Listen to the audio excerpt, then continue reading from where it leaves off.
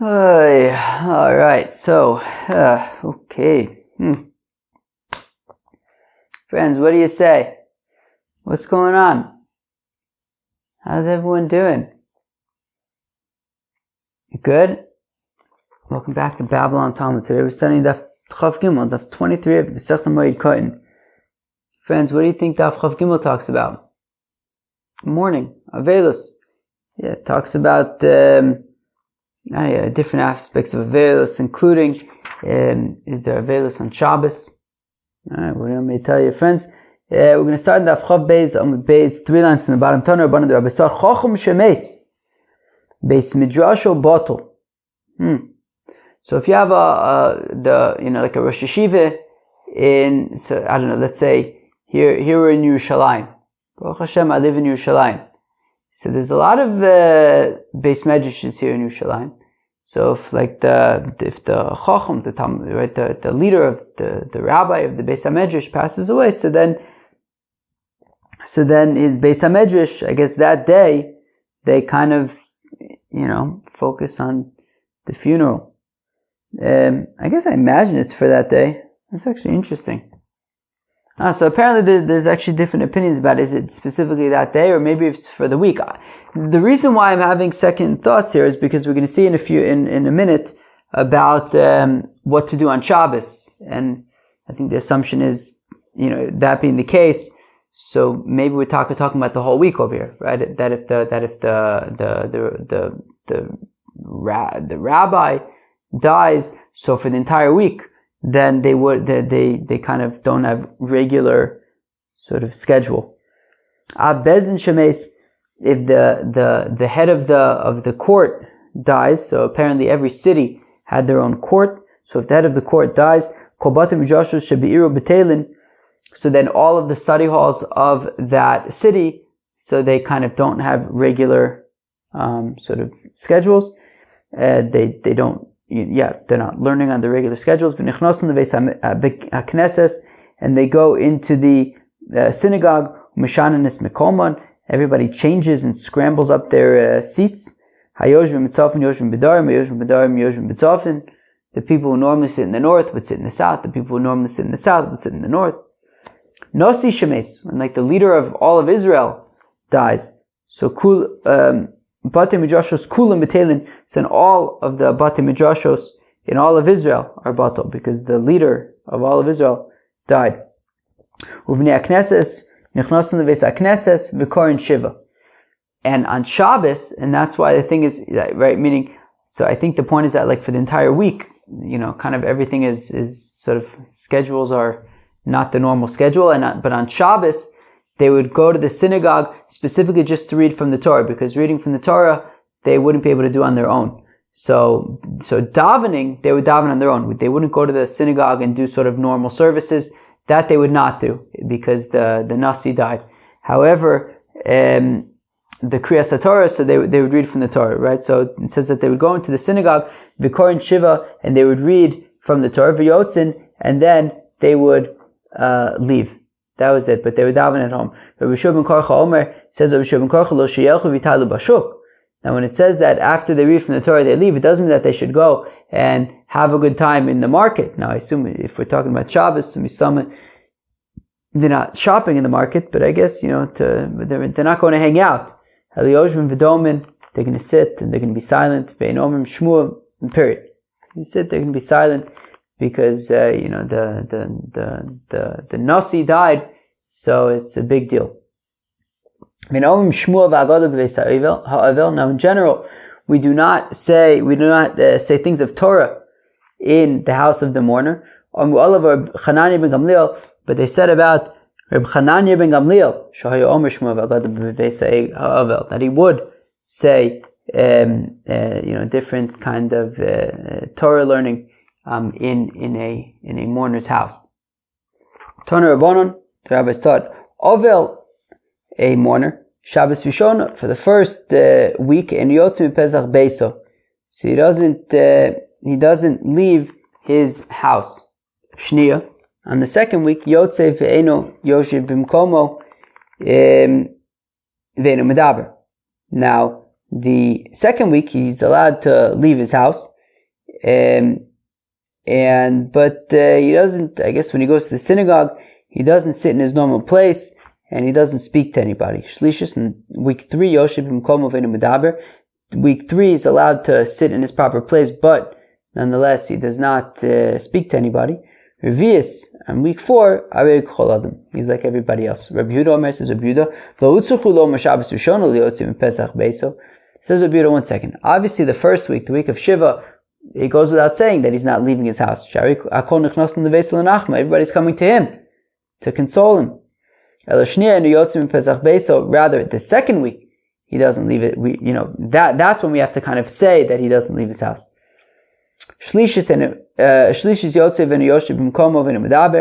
On week 3, he leaves his house, but he doesn't sit in his normal seat, and he doesn't speak. On week 4, he sits in his normal place, but he still doesn't speak. On week 5, he's like all of the other people. Alright, moving on. Tana Rabbanan, the rabbis taught. Kol shloshim yom l'nisuin. So it takes 30 days before you can get married, right? So let's say you have a fellow and one of his parents passed away, let's say. So he should wait 30 days before getting married. Alright? Mesa ishto. What if it's his wife who passed away? Osur lisa isha acheres ad sheyavru olav shlosha regalim. He's not allowed to remarry until 3 festivals have passed. Rabbi Yehuda Omer, regal rishon v'sheni, osur shlishi mutter. Says Rabbi Yehuda that actually it's 2 festivals, right? Don't get married for the first 2 festivals, but already, you can get married before the 3rd one. I think it means just you wait 2 festivals, then you can get married. All right, fine. Now, but listen to this.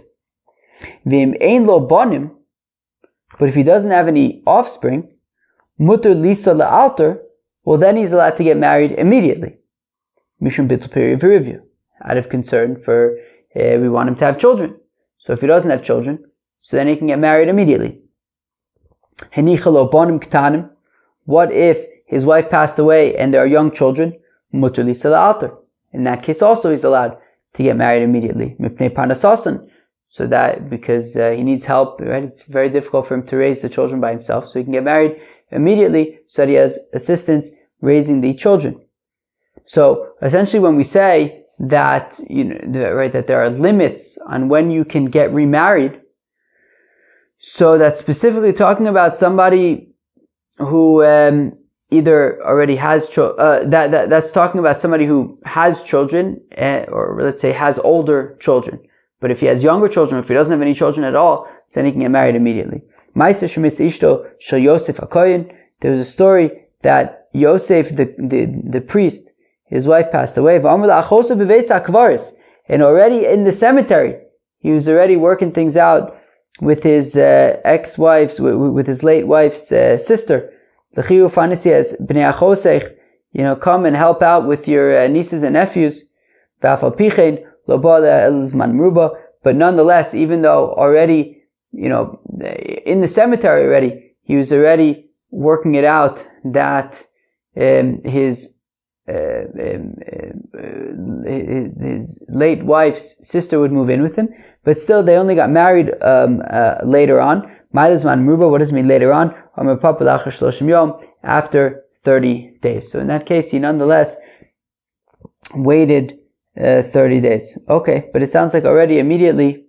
Yeah, I wonder is that supposed to be like a question?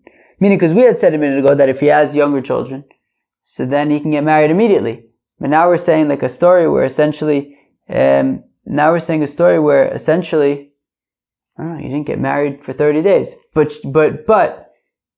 she did already kind of come in to help out with the children. So maybe the point is, I don't know, maybe in that particular case, the point is that immediately already he was getting help with the children. So but he only got married 30 days later. I don't know, it's hard to tell. Is the point that, so maybe Reb Papa's arguing and saying they should wait 30 days, or maybe the point is that the opposite, that she already moved in immediately, so, so he could have already married her immediately.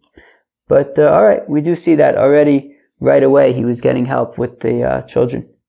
Tana Rabbanan, the rabbis taught, Kol shloshim yom legiutz. Alright? that you should wait 30 days before pressing your clothing. Echod kelim chodashim, whether we're talking about new clothing, or whether we're talking about old clothing, but that you're sending to the cleaners and you're getting pressed. So don't do that for 30 days. Rabbi Omer says, Rabbi says, no, the only thing that's not allowed is new clothing. Rabbi Elazar Reb Shimon Omer, says Rabbi Elazar Reb Shimon that the only things that are not allowed are new white clothing. Abaye nafik begarda the sarvila ki Rabbi. So Abaye, I guess within the first 30 days of somebody passing away, a relative passed away, he went out with a teaseled coat. Alright, sounds good. Like Rebbe, right? Because Rebbe said the only thing that's not allowed was was something new. Was something new, and this wasn't new. And therefore he went out with this coat, even though it was like pressed. But it wasn't new. So it's okay. Rav nafik b'chimutzta rumisa sumkosa chadati. Kabbalah Reb Shimon. Whereas Rava went out with a tunic, a red, new Roman tunic, but it was, even though it was new, it was okay because it was red. And it was like Rabbi Elazar Reb Shimon who says that the only thing that's not allowed is if it's new and white, but this was new and red, so it was taka okay. Alright. So we had said in the Mishnah that Shabbos counts for the 7 days of Shiva, and even though you don't do the minhagei avelus, right, you don't act as a mourner on Shabbos, but nonetheless it doesn't break up the Shiva. It's still, you continue Shiva after Shabbos, and Shabbos counts as one of the 7 days, but you don't actually practice mourning. But now we're going to see that it's taka machlokas, whether you actually practice mourning on Shabbos or not.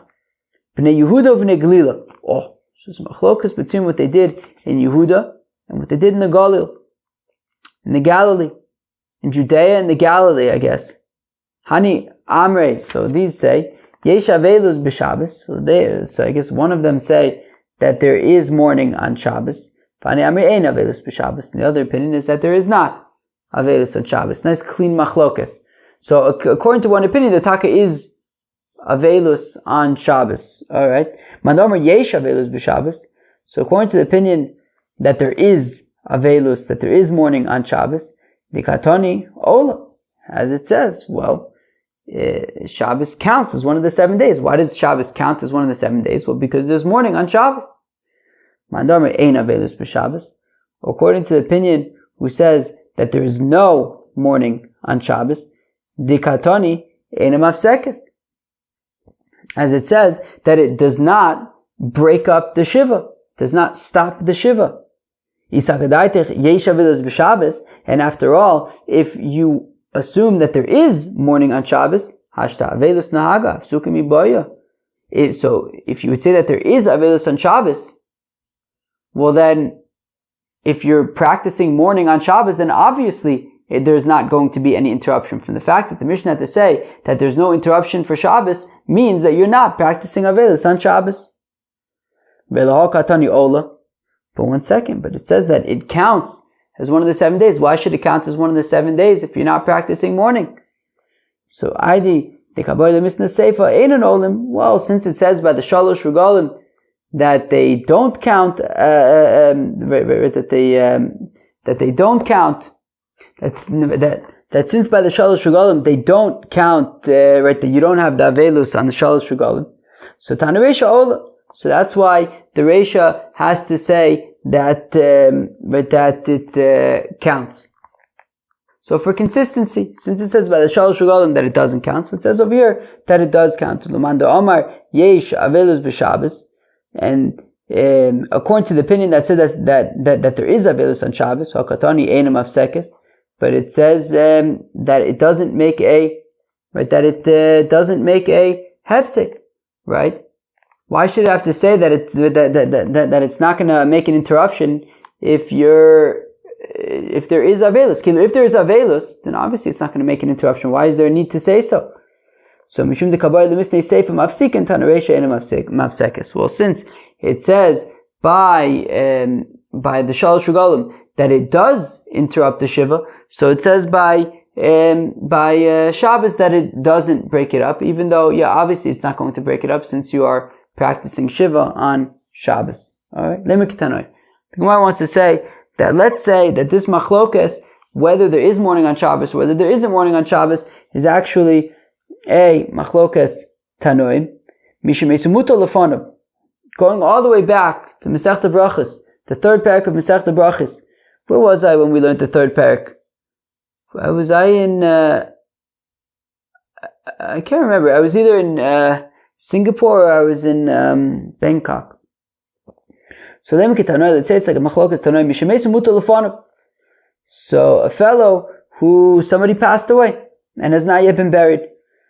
So he should eat in a different house. If he doesn't have another house to eat in. So he should eat in his friend's house. If he doesn't have a friend's house to go to. So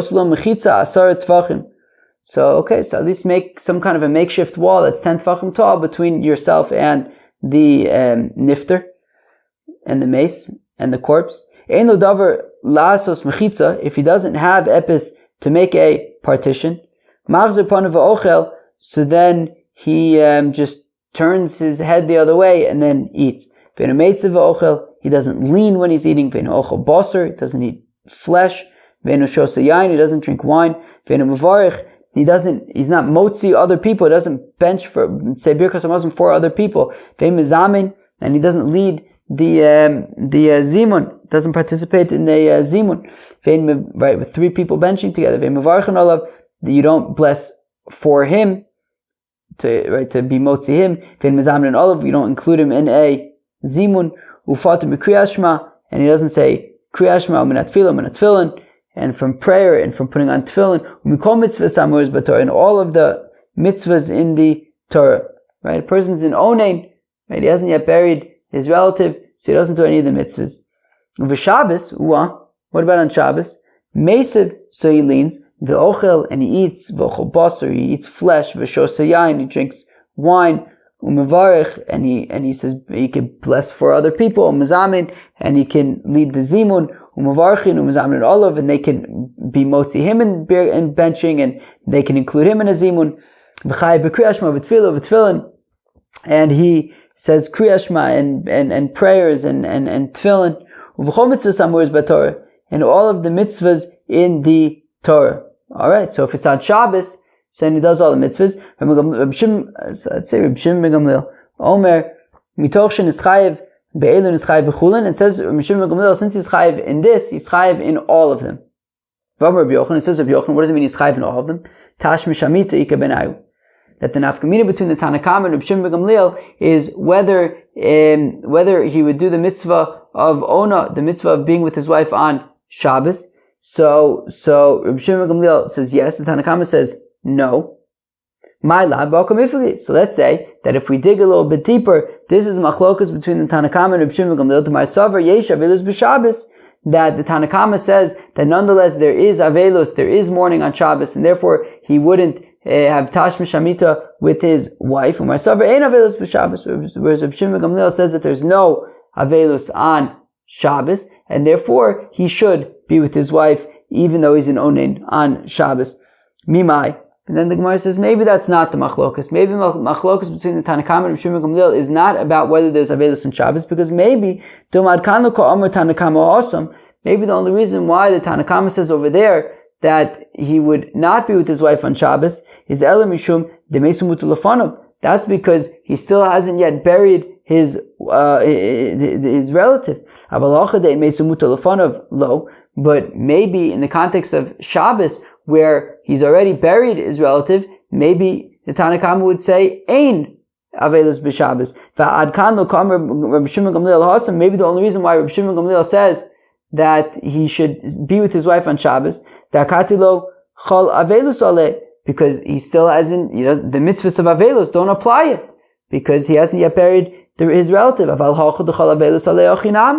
maybe Reb Shimon ben Gamliel would say that once Avelus is already Chal, so then so then, once he's already in Avos, so then maybe there would be Avelis on Shabbos. So it's inconclusive. We can't necessarily say that the Gemara from Brachos is a proof to say that there is or is not Avelis on Shabbos based on the opinion of the Tanna Kama and Reb Shimon ben Gamliel. Friends, that was Daf Chav Gimel of Masechta Moed Katan. Alright, the Daf started out talking about if the rabbi of a Beis HaMedrash or the Abezdin or the Nasi passes away, and the different sort of levels of, right, we said that if the rabbi passes away, so then the Beis HaMedrash, they sort of don't have their normal studies. If the Abezdin passes away, then the entire city, all of the Batei Medrash in the entire city, and if the Nasi passes away, then all of Israel. We said that at the house of a mourner, we don't say Divrei Torah over there, but we did say that Hanani ben Gamliel would say Divrei Torah. Alright? So machlokas between the Tanna Kama and Rabbi Yehuda, that the Tanna Kama says that a mourner on the first week, he doesn't leave his house. The second week, he can leave his house and go to the synagogue, but he doesn't sit in his normal place. The third week, he can sit in his normal place, but he doesn't speak to anybody. The fourth week already, it's normal. Rabbi Yehuda pushes everything off by a week, because he says the first week, obviously, he's not leaving his house. But the second week, he also doesn't leave his house. The third week, he can leave, but be in a different seat. The fourth week, he can sit in his seat, but he doesn't speak to anybody. In the fifth week, it's just kind of normal. We talked about getting married, right? A fellow who is mourning. So we said, well, first of all, if he's not if he doesn't have any children, so he can get married immediately, because we want him to be kind of the mitzvah period of Erivya. And if he has young children, he can also get married immediately, because he needs help raising them, supporting them, and raising them. But if he has children and they're not young children, so if it's a relative that passed away who is not his wife, so he should wait 30 days before getting married. If it is his wife who passed away, so then Tanna Kama says he should wait 3 regalim. Rabbi Yehuda says 2 regalim. Okay?